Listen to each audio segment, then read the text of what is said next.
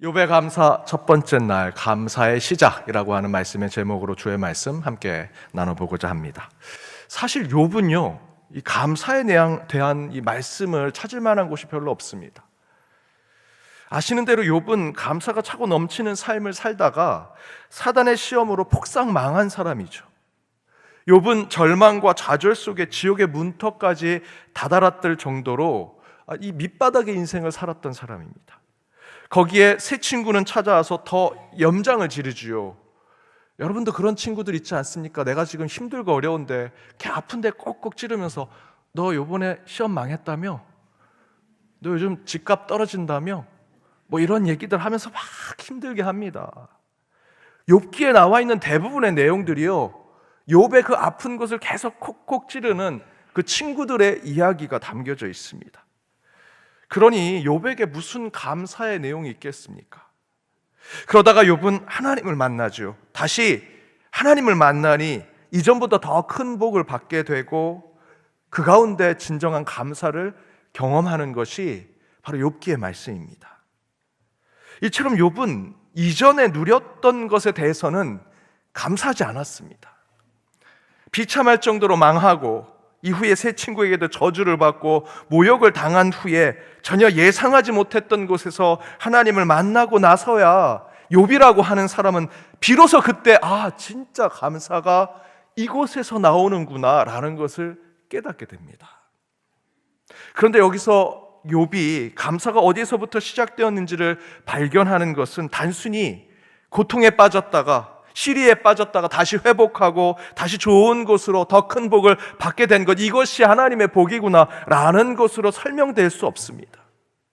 욥은요, 더욱더 근원적인, 더 영적인 우리 내면 속 깊은 곳에 계신 성령 하나님으로부터 받은 그 감사의 시작, 감사의 출발을 깨달으면서 이 욥기의 말씀을 우리에게 교훈으로 줍니다. 그렇다면 그렇게 욥이 깨달은 영적인 감사의 근원이 무엇인지 이 말씀을 통해서 살펴보고 저와 여러분은 그 감사의 시작을 신앙 가운데 잘 발견해서 저와 여러분이 어떻게 2024년도 한 해를 감사로 마무리할지를 살펴보고자 합니다. 이를 살펴보기 위해서 저희는 먼저 욥을요, 아브라함과 비교할 필요가 있습니다.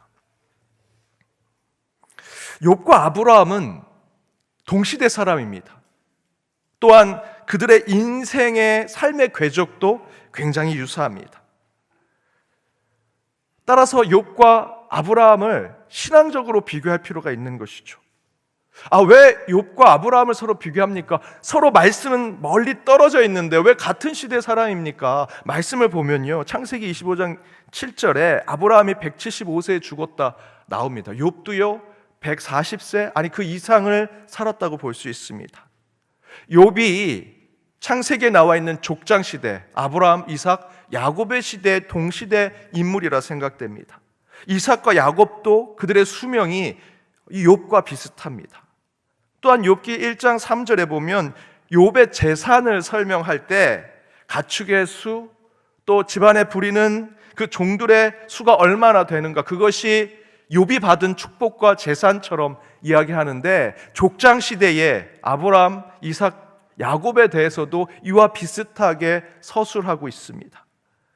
따라서 욥과 아브라함은 동시대 또는 비슷한 시대를 살았던 사람이라고 할 수 있죠. 그들은 비슷한 삶의 궤적을 갖고 있습니다. 족장이었고요, 복받은 자들이었습니다. 그런데 성경의 기준으로 볼 때 아브라함은 창세기 12장부터 믿음의 조상으로 묘사되면서 어느 성경의 인물보다도 중요하게 읽히지요. 그에 비하면 욥은요, 그 아브라함에 대한 이야기가 성경 앞부분에 있고 그 이후에 그 광야에 생활했던 이스라엘 백성들, 그리고 그 하나님께서 허락하신 약속의 땅에서 정착하면서 나왔던 이스라엘의 역사의 이야기들, 여호수아서부터 열왕기 상하, 역대 상하, 에스라, 느헤미야, 에스더, 그 다음에 시가서가 나올 때 욥기가 나옵니다. 성경으로 보면 욥과 아브라함은 멀리 떨어져 있는 것 같지만, 그래서 상관없는 두 인물처럼 느껴지지만 사실은 같은 시대에 살았고요, 그들의 삶의 궤적은 굉장히 비슷합니다. 하지만 중요한 것은 그들의 인생의 궤적은 비슷하지만 영적인 삶은 달랐다라는 것이죠. 신앙의 궤적은 좀 달랐습니다. 그것이 무엇일까? 좀 단순화시켜서, 좀 비유해서 그 두 욥과 아브라함을 이야기한다면 저는 이렇게 얘기해 보고 싶습니다. 욥은 모태신앙과 같은 신앙의 삶을 살았던 사람들의 상징적인 인물이고요, 아브라함은 그 반대로 인생 중간에 하나님께 부름받은 늦게 신앙생활을 한 성도라고 비교할 수 있지 않을까 생각을 해봅니다. 실제로 성경에 보면 아브라함은 갈대아 우르라는 곳에서 살다가 하나님께 부름을 받습니다. 그러나 그곳에서 아브라함은요, 완전히 세속된 삶을 살았습니다. 갈대아 우르는요, 당시 가장 문명이 발전된 도시였습니다. 그곳에서 살았던 그는 그 세속을 완전히 누리며 살았던 자였죠. 그런데 창세기 12장 1절에서 3절 말씀을 통해 콜링을 받습니다. 하나님의 부르심을 받죠. 그 부르심에 아브라함은 완전히 다른 인생을 살아가게 됩니다. 바로 그 부르심에서 아브라함과 욥 사이에 분명히 차이점이 드러납니다. 그렇게 아브라함을 부르신 하나님은 아브라함에게 창세기 12장 2절의 말씀, 3절의 말씀에 보면 그를 축복합니다. 그에게 복을 주시고요, 너를 창대케 하리라, 내 자손이 정말 수없이 많게 만들어주리라 말씀하시면서 그것이 복이라고 얘기하는데, 사실은요 그런 복을 받지 않았죠. 저와 여러분이 잘 알고 있습니다. 아브라함은 독자 이삭 하나만 두었습니다. 그게 복이 될 수 없죠. 그리고 아브라함이 그렇게 갈대 우르를 떠나고 그가 떠났던 광야의 여정은 복이 아니었습니다. 그야말로 어렵고 힘든 공경과 시련의 길이었습니다. 가나안 땅 큰 산에 올라가면 중간에 큰 바위가 있고 거기에 샘물이 넘치는 그곳이 내가 지시한 땅이다 라고 얘기하지 않으셨습니다. 지시할 땅으로 가라. 어딘지 모르지만 그곳을 찾아 떠나야 했습니다. 어떻게 율법을 지켜야 할지, 어떻게 제사를 드려야 할지, 어떻게 의로운 자로 살아가야 할지 하나님은 전혀 알려주지 않으셨습니다. 그저 지시할 땅으로 가라 하신 것 외에는 다른 부르심이 없었죠. 이처럼 아브라함은 철저히 중간에 예수를 믿은 그리스도인들의 모습을 보여주고 있습니다. 인생 중간에 예수를 믿으신 분들 이곳에도 많이 계시리라 생각이 듭니다. 내가 신앙생활을, 이제 인격적인 하나님을 만났는데 어떻게 신앙생활을 해야 하나, 어디로 가야 되나, 어디가 종착지인가 늘 모르며 불안해 살아가시지요. 언제든 내가 신앙으로 이렇게 쌓았던 탑이 모래성처럼 무너지지 않을까 늘 걱정하면서 불안과 어려움 속에 살아가는 것이 중간에 예수 믿은 분들의 그 내면 깊숙한 곳에 있는 모습이죠. 아브라함도 그렇게 살았습니다. 그 아브라함의 상징이 중간에 예수 믿으신 분들 그런 모습 아니겠습니까? 그런데 욥은요 그 반대입니다. 욥기 첫 구절을 보면 욥은 처음부터 온전했고요, 정직하며 하나님을 경외하는데 전혀 문제가 없는 자라고 묘사하고 있습니다. 욥은요 이미 복을 받은 자입니다. 그 복이 정직해서 온전해서 의로워서 받았다 표현하지는 않지만 누가 보더라도 늘상 하나님의 복이 이미 있었던 것처럼 묘사하고 있지요. 고난이 찾아왔을 때도 그 세 친구와 엘리후하고 대화하는 내용을 살펴보면요 욥은 당당합니다. 엘리바스가 욥을 보고 이렇게 말합니다. 내 경외함이 내 자랑이 아니냐, 내 소망이 내 온전한 길이 아니냐 생각해서 보라. 죄 없이 망한 자가 누구인가, 정직한 자의 끊어짐이 어디 있는가 라고 얘기하면서 욥을 향해서 경외함이 있는 자, 정직한 자라고 얘기하죠. 그래, 너가 그렇게 정직하고 너가 그렇게 경건하지 라고 비꼬면서 얘기하는 겁니다. 또한 욥 스스로도 그렇게 당당합니다. 욥기 6장 29절에서 30절에 보면 너희는 돌이켜 행악자가 되지 말라. 아직도 나의 의가 견제하니 돌아오라. 내 혀에 어찌 불의한 것이 있으라. 내 미각이 어찌 속임을 분간하지 못하랴. 욥이 말하죠. 난 행악자가 되지 않을 거야. 내 의는 견제해. 내 안에 불의가 있을 수 없고 내 영적 촉각은 세상의 문제를 다 분간할 수 있는 능력을 가지고 있는 자야. 내가 지금 이렇게 고난을 당하고 있지만 난 여전히 의롭고 경건한 자야 라는 것을 얘기하죠. 너희들이 볼 땐 내가 범죄해서 벌을 받는 것처럼 보이지만 난 여전히 의인이고 경건한 자야. 언젠간 하나님이 다시 회복시켜 주실 거야. 모태신앙인들이 이렇게 표현 많이 하죠. 벌 받는 것 같지, 나 지금 방황하는 것 같지, 하지만 난 끝내 다시 교회로 돌아갈 거야. 하나님이 나를 다시 구원해 줄 거야. 구원에 있어서는요, 모태신앙인이든 중간에 예수를 믿는 분이든 똑같습니다. 큰 돌멩이든 작은 모래가루든 물속에 넣으면요, 가라앉는 건 똑같습니다. 모태신앙을 가진 성도든 중간에 예수를 믿은 성도든 심판대 앞에 서면 평등합니다. 모태신앙인들이 자신이 태중부터 구원받은 자로 이야기할 때 에베소서 1장 4절에서 5절 말씀을 얘기합니다. 창세전에 그리스도 안에서 우리를 택하사 그 기쁘신 뜻대로 우리를 예정하사 예수 그리스도로 말미암아 자기 아들들을 되게 하시고, 내가 바로 이 말씀의 주인공이야. 내가 목사 아들이야, 장로 아들이야, 권사 아들이야, 집사 아들이야. 이 교회의 3대 4대로 나온 자녀야 라고 하면서 이 말씀, 나는 이미 태중부터 구원받은 자야. 내가 아무리 방황하고 벌받는 것 같고 세상에서 버림받은 자 같지만 나는 끝내 다시 교회로 돌아올 거고 하나님이 나를 구원해 주실 거야 라고 하는데, 이 말씀을 인용하시는데요, 이 말씀 그런 말씀 아닙니다. 여러분, 에베소 교회 바울이 편지문을, 에베소 교회에는요 모태신앙을 가진 사람 아무도 없어요. 다 처음 예수를 구원자로 믿는 사람들만 모인 곳에 하나님께서 너희들을 이전부터 예정해 주셨다라는 예정론에 대한 말씀이에요. 여기에 모태신앙인, 예수를 중간에 믿은 사람들 상관없습니다. 여러분, 모태신앙인이든 중간에 예수를 믿는 분이든 구원받는 데는요, 이 말씀 외에는 다른 것을 붙들 수가 없습니다. 요한복음 3장 16절 함께 읽겠습니다. 하나님이 세상을 이처럼 사랑하사 독생자를 주셨으니 이는 그를 믿는 자마다 멸망하지 않고 영생을 얻게 하려 하심이라. 여기에 모태신앙에 더 하나님의 사랑을 베푸신다라는 말씀이 어디 있습니까? 그런 거 없습니다. 하나님이 세상을 이처럼 사랑하사 독생자를 주셨으니 그를 믿는 사람만, 모태신앙이든 예수를 중간에 믿는 사람이든 상관없습니다. 그를 믿는 자만 영생을 얻을 것이다 말씀하시죠.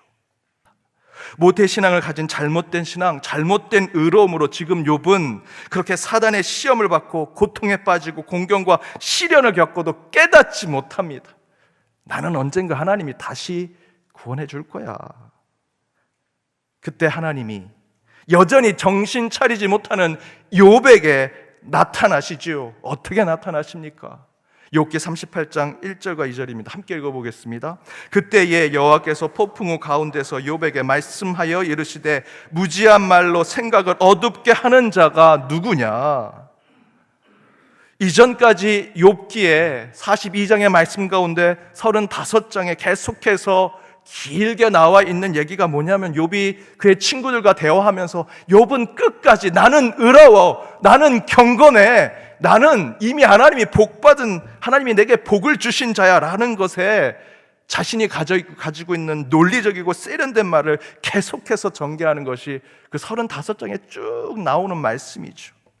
그 말씀을 하나님이 단번에 이렇게 얘기하십니다. 무지한 말로 생각을 어둡게 하는 자가 누구냐? 저와 여러분 지금 이 자리에서 나름 신앙생활했다고, 내가 모태신앙이라고 누군가에게 하나님은 이런 거야, 교회는 이런 거야, 세상의 이치는 이런 거야 라고 얘기하시는 거예요. 무지한 말로 생각을 어둡게 하는 것이라 하나님이 말씀할지도 모릅니다. 바로 오늘 본문도 그와 똑같은 전개를 보여주죠. 그렇게 자기 의와 경건에 빠져있는 욥에게 주신 하나님의 메시지를 요약해서 주시는 말씀이 오늘 본문입니다. 오늘 본문 6절도요 38장 1절에 나와는 하나님께서 욥에게 나타나실 때 폭풍우처럼 나타나신 모습을 그대로 묘사하죠. 그리고 8절과 9절에서 내가 내 공의를 부인하려느냐, 너의 의를 세우려고 하나님의 공의를 부정하려고 하느냐, 너의 의를 세우려고 하나님 나를 악한 자로, 악한 신으로 부르려고 하느냐, 내가 하나님처럼 능력이 있느냐, 하나님처럼 천둥소리를 내겠느냐라고 얘기하시죠. 그러면서 10절에 12절에 말씀해 보면, 그럼 너의 그 잘난 의로움과 너의 그 잘난 위대함으로 세상의 악인들과 싸워보라 라고 얘기하시는 겁니다. 이와 같은 욥을 향한 하나님의 메시지는 무엇을 우리에게 알려주고 있습니까? 하나님은 지금 바로 욥이 인간적으로 가지고 있는 그 의, 그 인간적인 경건을 부숴버리겠다라고 말씀하시는 거예요. 이 메시지는 지금 이 자리에 있는 저와 여러분에게도 동일하게 적용될 수 있습니다. 모태신앙인이든 중간에 예수를 믿는 분이시든 상관없습니다. 혹시 지금 하나님께서 여러분에게 폭풍우처럼 기도할 때마다 풍랑처럼 여러분에게 하나님의 음성이 들린다면 하나님께서 지금 여러분의 의를 깨시겠다라는 뜻입니다. 여러분, 욥기의 주제를 신정론, 하나님께서 왜 착한 사람들은 이렇게 고난을 주시고 악한 자들은 저렇게 잘 나가게 하실까라는 주제로 생각하시는데 그렇지 않습니다. 욥기의 주제는요, 우리 인간인 이 자리에 있는 저와 여러분의 자랑이 되는 나의 의를 철저하게 깨고 부수는 하나님이 주제이십니다. 우리는 욥기를 읽으면서 욥에게 여러분의 삶을 투영하죠. 내가 이렇게 신앙생활 열심히 하는데 매년 성경도 통독하고 성경도 필사하고, 저 하나님 집사예요, 권사예요, 장로예요, 저 목회자입니다. 하나님 제가 몇 대를 신앙생활 해왔어요. 저 기도 나름 잘합니다. 그런데 왜 저는 이렇게 힘들고 어렵고 괴롭게 삽니까? 예수도 안 믿는 저 사람을 이렇게 떵떵거리면서 살고요. 그러면서 욥기를 읽으시죠. 잘못 읽으셨습니다. 욥기의 주제는 그렇지 않습니다. 여러분이나 나나 욥이 주제가 아닙니다. 하나님이 주제입니다. 나를 자랑하고 내 신앙, 내 의, 내 경건함을 자랑하는 것을 철저하게 깨고 부수시겠다는 그 하나님이 주인공이십니다. 여러분, 멀쩡했던 욥에게 고난이 닥친 것이 아닙니다. 욥은요, 사단이 시험하고 싶을 정도로 인간적 의로움에 가득한 자였습니다. 그것을 삐집고 사단이 들어온 것입니다. 바이올라 신학교의 상담학 교수인 클라우스 이슬러라고 하는 교수는 이렇게 얘기했습니다. 내 의는 하나님이 나를 통해서 하실 수 있는 일을 극도로 제한한다. 저와 여러분이 가진, 내가 신앙생활 조금 했다고, 내가 모태신앙이라고 내가 가진 의는 하나님이 나를 통해서 하실 수 있는 일을 극도로 제한하는 것이 된다라는 것이죠. 이 말을 저는 늘 제 가슴에 새기며 살아갑니다. 내가 목사로 목회한다고 교회를 위해서, 성도를 위해서 뭔가 해보려고 하는 것이 혹시 내 의가 되어서 하나님이 그들을 통해 하실 일들을 제한하고 방해하고 있지 않은가? 여러분은 어떠십니까? 여러분의 의가 혹시 하나님이 전적으로 여러분을 통해서 하실 그 사역과 그 구원을 제한하고 있지는 않은지, 그걸 바로 욥이 보여줬던 것이고요, 사단은 바로 그 지점을 삐집고 들어가서 욥을 시험했던 것입니다. 바로 이 부분에서 욥이 아브라함과 다른 점을 나타내고 있죠. 왜 욥은 처음부터 풍족하고 복되며 많은 소유를 가진 자로 살았음에도 불구하고 사단의 시험을 받고 그의 삶에 감사와 은혜가 없는 자처럼 보였을까? 욥은요, 자기의, 자기 경건함이 가득했던 사람이었기 때문입니다. 감사와 은혜가 없는 자죠. 언제든 나는 고난이 와도 하나님이 다시 제자리에 돌아오게 하실 거야. 왜? 나는 모태신앙이니까. 나는 이미 하나님께 인정받은 자니까. 나는 택함 받은 자거든 라는 생각을 하는 것이죠. 아니요, 하나님은 절대로 그것으로 구원을 보장해 주지 않으십니다. 그것을 욥기 42장 전체의 말씀을 통해 철저하게 깨닫게 해주시는 것이죠. 모태신앙이든 스스로 의롭다 자랑하는 자들이든 오늘 본문 6절의 말씀처럼 하나님이 폭풍우처럼 찾아오셔서 사단이 시험하지 않아도요, 하나님이 여러분을 폭풍으로, 비바람으로 여러분을 시험하실 것입니다.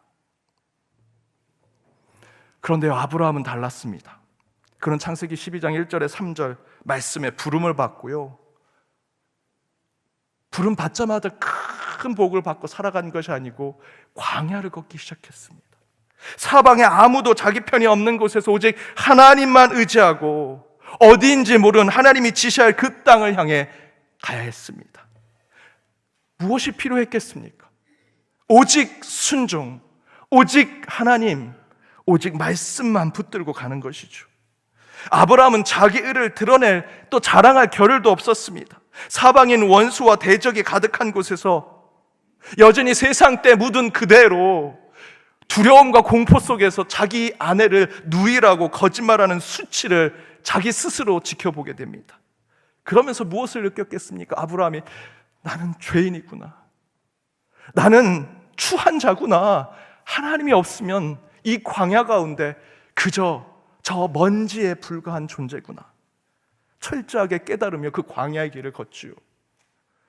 조카 롯에게 억울한 일을 당합니다. 자신이 차지해야 할 땅을 롯에게 빼앗기도 하고요. 하나님이 나타나셔서 아들을 바치라고 얘기합니다. 그때 중간에 예수 믿은 아브라함 입장에서는 내가 이렇게까지 해서 하나님을 믿을 필요가 있을까라는 극도의 정신적 고통도 받았을 것입니다. 그렇게 아브라함은요, 철저히 훈련하고 연단을 받습니다. 그러면서 그가 깨달은 것이 이것입니다. 창세기 15장 6절 우리 함께 읽겠습니다. 아브라함이 여호와를 믿으니 여호와께서 이를 그의 의로 여기시고. 그의 그 광야의 훈련과 연단은 여호와 하나님을 믿는 믿음으로 올라가게 됩니다. 그때 하나님께서 그 믿음을 보시고 의로 여기셨다. 여러분, 감사의 시작은요, 이렇게 아브라함이 보여준 여호와 하나님을 믿는 믿음에서부터 감사는 시작되는 것입니다. 바로 욥도 하나님을 믿는 믿음에서부터 진정한 감사가 시작됨을 깨닫게 되지요. 여전히 사단의 시험은 끝나지 않았지만 그 고통과 아픔 속에서도 그 풍랑 속에 찾아오신 하나님을 만나고요, 38장 이후로부터 계속해서 주신 하나님의 음성 가운데 내가 가졌던 의와 경건함을 내려놓고 하나님의 풍성한 은혜를 경험하죠. 그러면서 그는 이렇게 고백합니다. 욥기 42장 3절과 5절입니다. 함께 읽겠습니다. 무지한 말로 이치를 가리는 자가 누구니까? 나는 깨닫지도 못한 일을 말하였고 스스로 알 수도 없고 헤아리기도 어려운 일을 말하였나이다. 내가 주께 대하여 귀로 듣기만 하였사오니 이제는 눈으로 주를 배움나이다. 그동안 욥이 얘기했던 그 수많은 세련되고 논리적인 이야기를 스스로 이제 뭐라고 얘기합니까? 그 무지한 말로 그 하나님의 이치를 가린 자가 누굽니까? 저 욥입니다. 모태신앙인 접니다. 신앙의 수대를 이어온 접니다 라고 얘기하면서 나는 깨닫지 못한 말을 짓거렸고 알 수도 없은 말을, 헤아리기 어려운 말을 계속해서 하고 다녔습니다. 모태신앙인이라고, 신앙의 연수가 깊은 자라고, 직분 가진 자라고, 깨닫지도 못하고 헤아리기도 어려운 그 말을 하고 다니면서 자랑했습니다. 그렇게 회개하고 자신의 삶을 되돌아간 그 욥은 이렇게 얘기하죠. 내가 주께 대하여 귀로만 들었사오나 이제는 눈으로 주를 배웁겠습니다. 귀로 들은 거, 세련된 말로 얘기했던 내 모습 이제 내려놓고 눈으로 본 그 하나님을 믿음의 삶으로 증명하겠습니다.